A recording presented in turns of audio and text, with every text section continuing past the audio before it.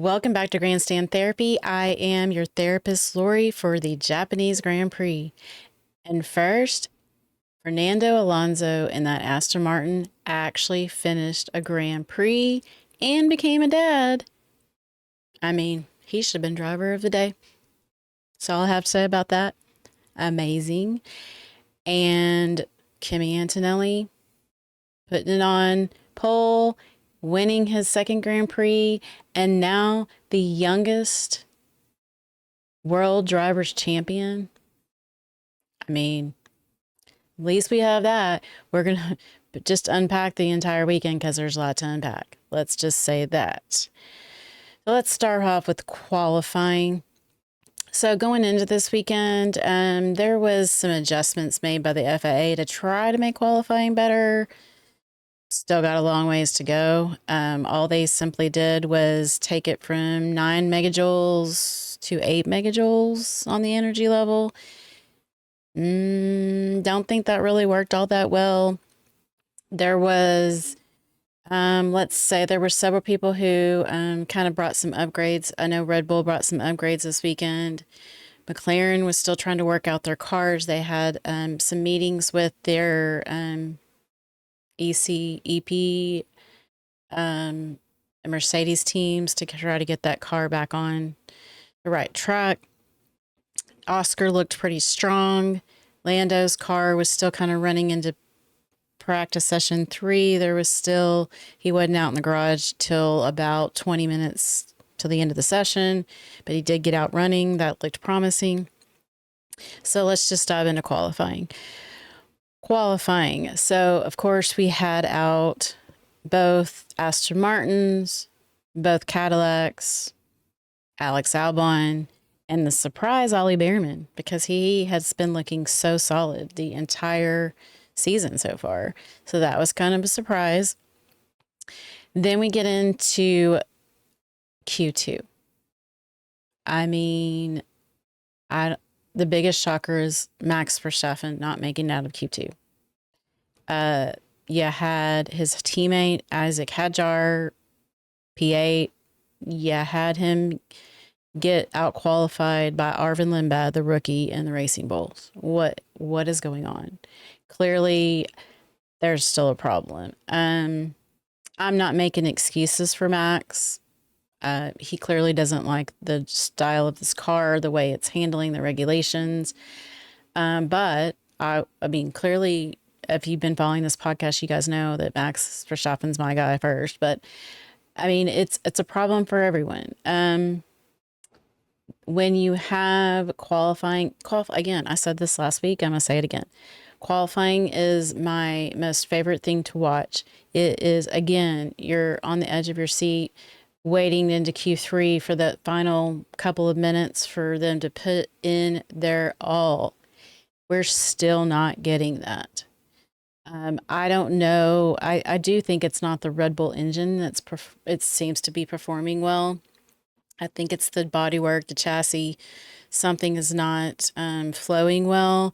They did bring some upgrades this weekend. They were able to change some things.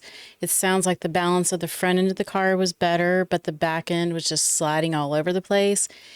And it just didn't work. Max said the car was undrivable again. And he wasn't the only one sliding around. Suzuka, first off, is a very, very high-speed track. Suzuka is a track that all drivers love to drive because it's high speed. It's very challenging. It's putting your car on the edge. And we had, still all the greats sliding the rear end sliding out. We had Leclerc sliding out. We had Lewis Hamilton's back end sliding out. Even the Mercedes cars. I mean, every single driver was having moments of losing traction. They also kind of adjusted some of the overtake areas, active aero areas, let's call it, because of safety concerns for being too fast in those. There's parts of the track, the S's, the 130R, spoon curve that, the lifting and coasting, you're not going to, I don't know if just lifting and coasting and saying the words lifting and coasting and qualifying, it just does not seem right. It just doesn't. So, I walked away excited for Kimi Antonelli getting pole again. Amazing. I hope that he continues to save my season. And Oscar making it Q3. Making it to position 3, I should call it. So we had we had Kimi Antonelli P1, Russell P2, and Oscar P3. So great result. Then you had the Ferraris and then Lando too up there as well. So McLaren obviously has gotten their mojo back a little bit, which was awesome to see. So there was our starting grid. Our starting grid was Kimi, Russell, Oscar, Leclerc, Norris, Hamilton, Gasly, Hadjar, Bortoleto, Limbad, Max Verstappen, and so forth. I mean, I'm going to go into the rest of them. So that was going to make for an entertaining start because we know that those Ferraris are lightning fast off of the start. So now what was going to happen when we had the McLarens in the mix? I don't know. So I, didn't know what to expect, but, race. Okay. The start was phenomenal. First off, not only did we have Charles Leclerc and Hamilton just kind of, as they always do with the little turbo, just fly up at the front, but we had the McLarens. I mean, here comes Leclerc, and then Oscar gets around Russell and Antonelli. Antonelli had a poor start again, so he's going to have to fix that off the start. And then here comes Lando around too. So at one point we had, both McLarens and the Ferraris up in the mix. And that was amazing to see. Oscar got away in the end and was leading the race. I mean, he went from not having a Grand Prix start at all until this weekend, and then he's leading the race. That was amazing. And Max did get a better start this time around as opposed to the last few races. So something was fixed a little bit. He ended up, I believe, in P8 by the time we cleared the first couple of laps. So then we kind of get into it, and Oscar comes on the radio and he's saying, like, I can keep up this pace. I could win this race if I could keep up this pace. Let's hold off on the tire changes. All of the grid had started on medium tires except for Bottas started on the hard tires in the very back. He was 22. So he did start on the hard, but everybody else was on medium. So we knew that it was going to be like a one-stop strategy type of race. So how long were these medium tires going to last? Oscar felt like he had great pace, and Kimi had managed to kind of claw his way back up, but Russell was behind Oscar and sitting in the P2 situation at that point. So in order for Mercedes to try to cover off the Charles Leclerc, Russell actually decided to go ahead and do the undercut and go ahead and pit. So he pitted first and came back out. Not sure where he came back out, but pretty tumbling down the order. I want to say like maybe 6, 7, somewhere in that ballpark. And then we have a safety car come out, and he was livid. So of course, safety car comes out because we had a crazy incident. And I want to dive into Ollie Behrman, and I want to dive into that a little further. So we're going to just kind of finish the race talk, and then I'm going to talk a little bit further about this. But Ollie Behrman, we see him into the wall. Looked very nasty. It looked like he was about to run into the back of Calapinto and the Alpine, and in order for him not to run into the back of him, he went over to the side and it ended up in the grass. He took out some of the signs, and then it just completely locked his car up and spun him completely around, and he just was a passenger and went flying into the wall at 50 G's. It was and so of course that starts a safety car. I'll talk about Ollie further.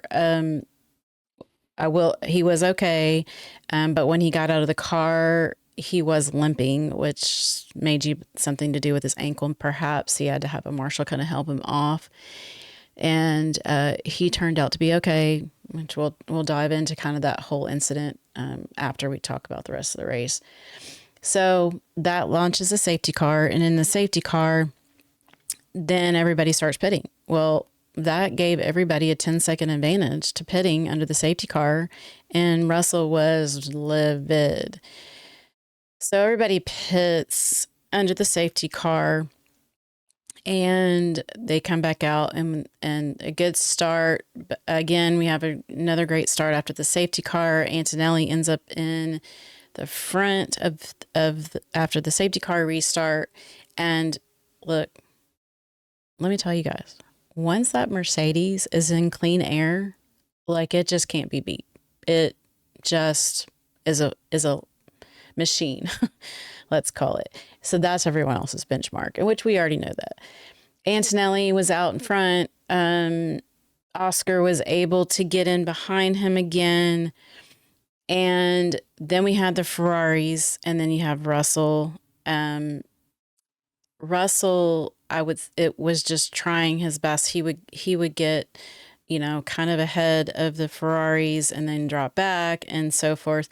We had some great racing between Leclerc, Hamilton, and Russell. It was awesome to see. I mean, Leclerc and Russell battling, and then you had Lando and Hamilton. They were battling it out too, back and forth, back and forth. Same with Leclerc and Russell, back and forth, back and forth.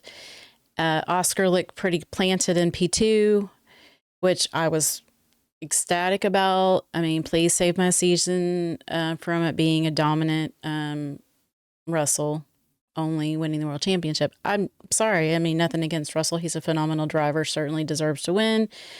However, I want some challenge. I want some things up above. I want different people on the podium.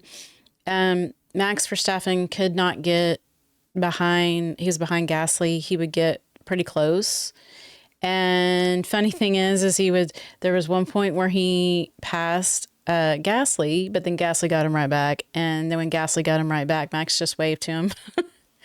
And he had come on the radio and told GP, his engineer, that Alpine and Gasly driving the car are extremely fast and great. So I was really happy Max was having a good time back there because, as you guys know, he's not very happy with these regulations. So as we get into the end of the race, that was extremely entertaining. Leclerc was able to get past Russell, and he was firmly planted, I felt like, in P3. And Russell was really trying to get around him, but then, Hamilton was able to get around him, and then it was back and forth, and then Lando was trying to also get around him. So that was awesome to see. But in the end, we had the youngest teenager again winning his second in a row Grand Prix and becoming the leader of the World Drivers' Championship, the youngest to ever be leading a World Drivers' Championship at just 19. That was amazing, guys. I mean, absolutely amazing. I feel like Kimi Antonelli may save my season. Then we had Oscar P2 and Leclerc P3, which I was totally excited about too. So that was amazing, and I could not be happier about the way that the race unfolded as far as that was concerned. So we had Kimi, Oscar, and Leclerc on the podium, and then Russell P4, Lando P5, Hamilton P6, Gasly P7, Max Verstappen ended up with P8, Lawson and the Racing Bulls P9, and then final point was Ocon. So at least Ocon got him some points on the board. So, okay. So that was amazing. And then let's just talk about some of the aftermath. So the Ollie, I would say, let's talk about what happened with Haas and Ollie Behrman's car. So basically, the closing speed of Ollie's car coming up to a, a battery draining or deregging car in front of him is a serious safety concern. I mean, it just is. It sounds like that Ollie was, he had been harvesting, he had been getting energy coming up, and Calipento had lost all of his battery in the Alpine coming up to Spoon Curve, which then leads into the 130R, which is extremely fast section of the track. And Ollie had nowhere to go. I mean, Calipento didn't, he was just kind of there, and there was no room for Ollie to go around him on the track at all. If he wouldn't have just made a quick reaction and hit the signs on the side of the road, he would have hit the back of him. And he already went into the wall at 50 G's. Can you imagine if he would have hit him? That could have been horrific. Going into the wall, just so you're aware of what 50 G's is that is like him being hit with 5 times the amount of his own weight. So, like, imagine a quarterback that gets sacked on the football field and you have 5 guys sacking on top of you. I mean, that does some serious damage to your body. So, he's going to be sore for quite a while. It's a good thing that we have, a 4 to 5 week break before we get into the next race so he can recover. Thankfully, it sounds like the only thing wrong was he had a little bit of something torque with his knee, nothing broken. It's great news there. But that's a safety concern. Max Verstappen had brought this up. He's not the only one coming to the FIA about having some serious changes. Also in the media pen after following the race, Carlos Sainz was very transparent about it. He was not sugarcoating it out at all. He said the same thing. He said that something has to change with the closing speed, because what happened with Ollie, if that would have been in Baku or in Singapore or in Las Vegas, where you have walls and nowhere to run off to, that could have been horrifically wrong. And the first and foremost thing that's the most important is safety. And I'm hoping that the FIA will listen to that, because the drivers actually had a meeting again with the FIA and FOM, Stefano Domenicalo, on Friday night in Japan. And it just sounds like the drivers aren't being listened to. I mean, the teams are not siding with drivers. The drivers are evoking their concerns about these regulations and things that need to be changed. And they're not being listened to. They're not, again, they're more driving like, okay, with the entertainment value to the fans, and, we're putting on great racing and all these overtakings are being able to happen now. And you know what? I am a fan. I'm a diehard fan. I've been not watching the sport as long as I wish I was, but about 5 years, and I'm not a fan of it. So I don't know who they're trying to go after, but I mean, I get changing some regulations to make things more entertaining.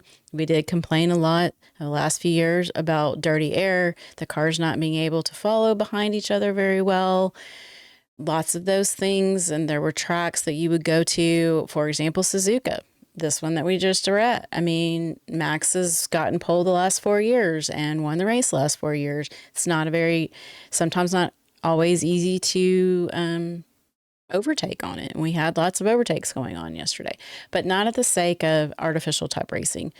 I get that DRS was slightly that we would experience, but again, the drivers had to work to get to the DRS area to be able to be within 1 second of the driver in front of them. Then they had to use their own skills to get there, and they had to use their own, skills to brake and to make these ridiculous overtakes that you wouldn't see coming from the outside in a very, dangerous, let's call it, type of situation, but they would do it.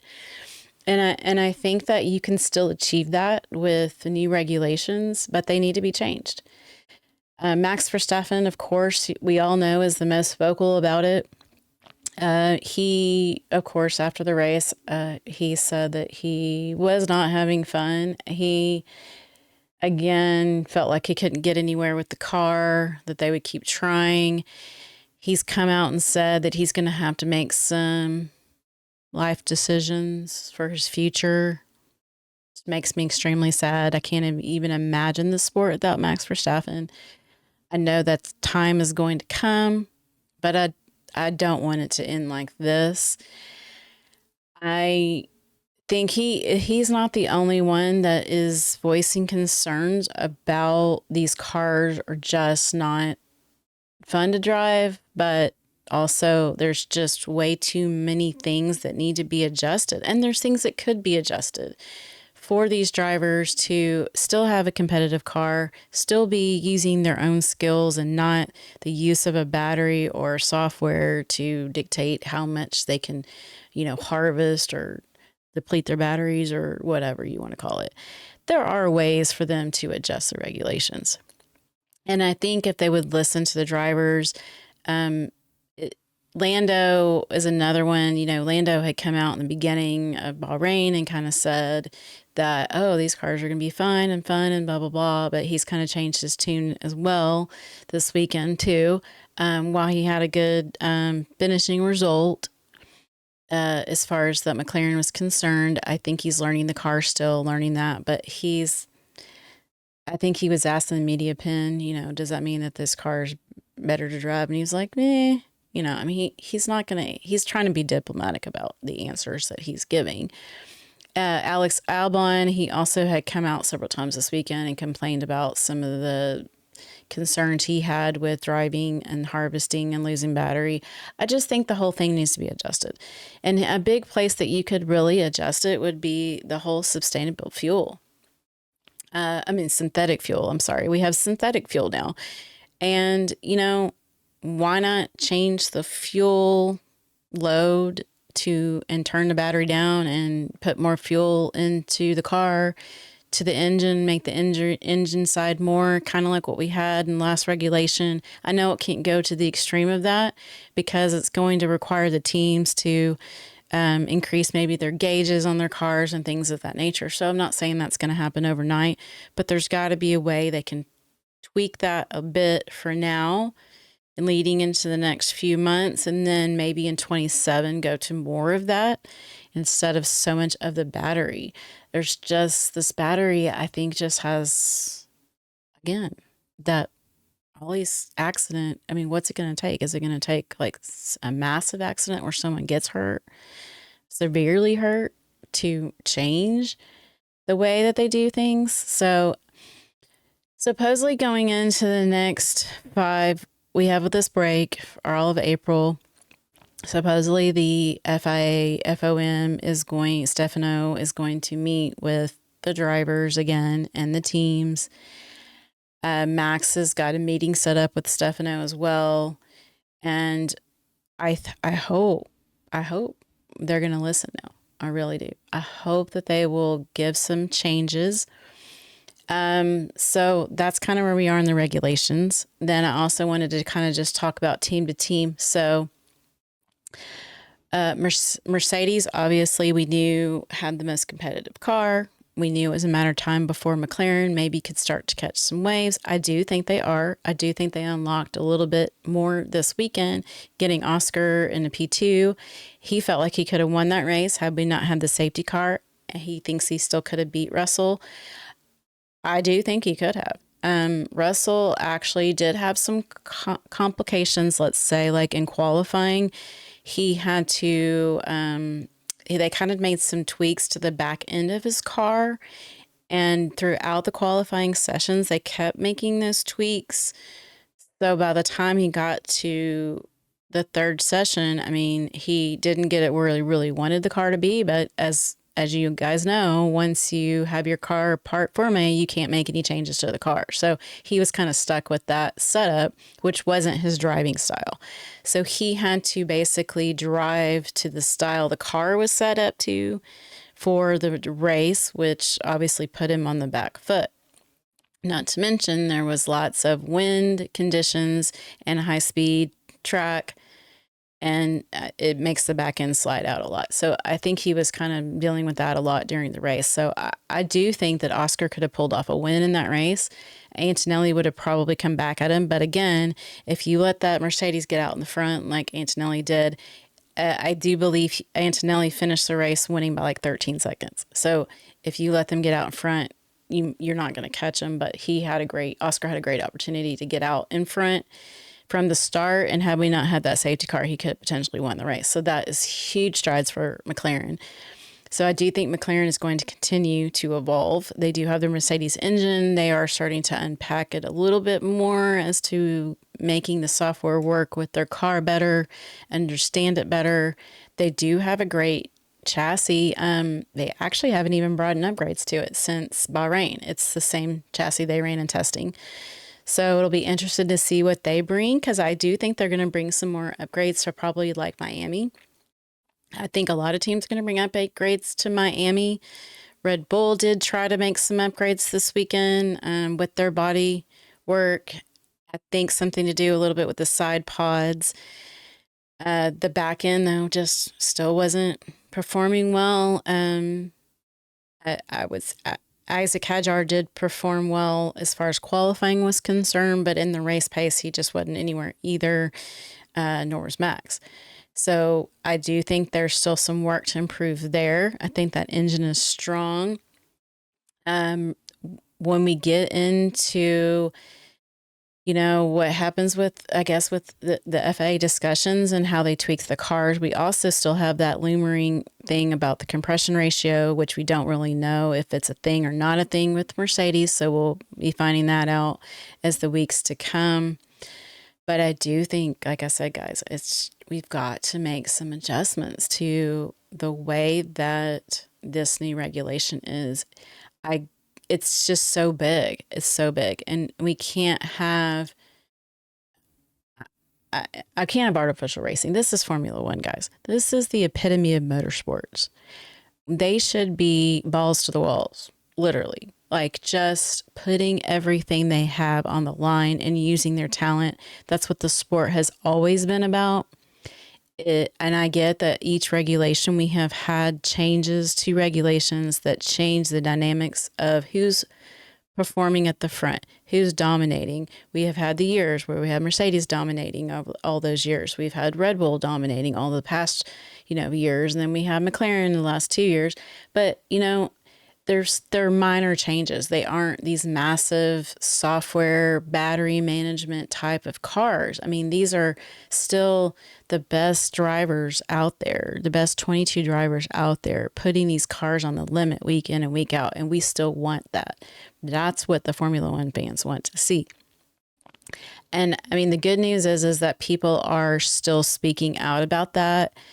Continue to post out about their racing experience, what they don't like to watch, like to see. I think that's getting out there a little bit more for F1 and the FIA to see that the fans feel that way and see that the drivers are frustrated. But I think they really need to listen to the drivers and really listen to what they have to say. I get that, like Mercedes, for example, I mean, they're loving life. Maybe Russell not this weekend, but in general, they are.